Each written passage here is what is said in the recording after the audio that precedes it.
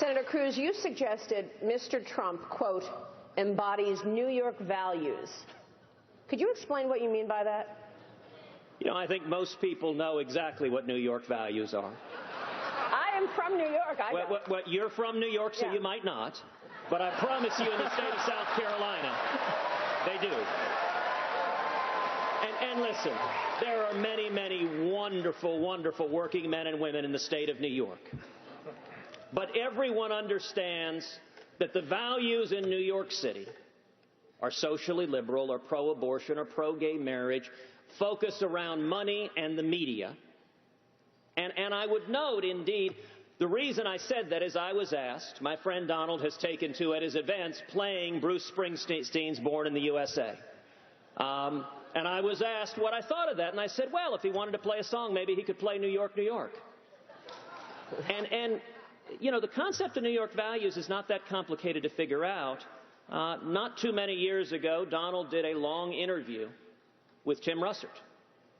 And in that interview, he explained his views on a whole host of issues that were very, very different from the views he's describing now. And his explanation, he said, look, I'm from New York. That's what we believe in New York. Those aren't Iowa values, but this is what we believe in New York. And so that was his explanation. And I guess I can frame it another way. Not a lot of conservatives come out of Manhattan. I'm just saying. Are you sure about that? Maria? So, conservatives actually do come out of Manhattan, including William F. Buckley and others, just so you understand. And just so, if I could, because he insulted a lot of people, I've had more calls on that statement that Ted made. New York is a great place. It's got great people. It's got loving people, wonderful people.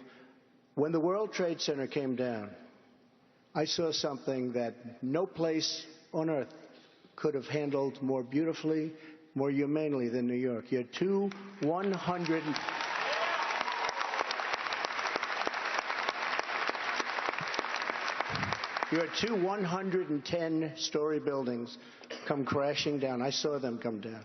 Thousands of people killed.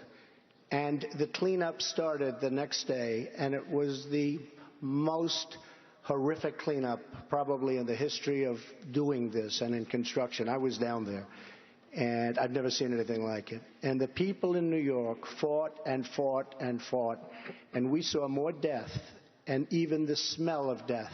Nobody understood it, and it was with us for months, the smell, the air.